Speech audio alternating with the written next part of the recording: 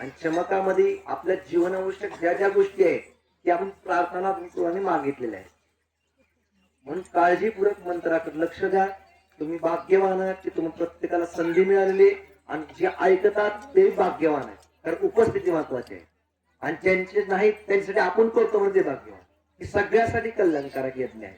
कोणी पिता असो किंवा नसो प्रत्येकाचं कल्याण होणार आहे. फक्त आपली जिम्मेदारी इथं बसून सगळ्यांचं कल्याण करायचं. म्हणून सर्वांसाठी तुम्ही शांत मनाने स्वाहाराकडे लक्ष द्या.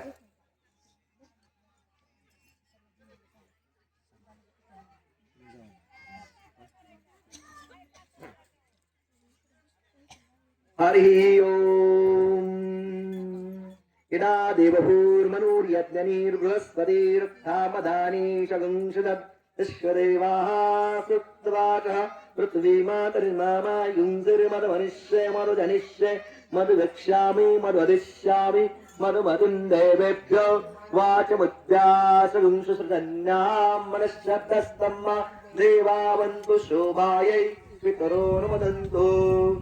ओम शांति शांति शांति.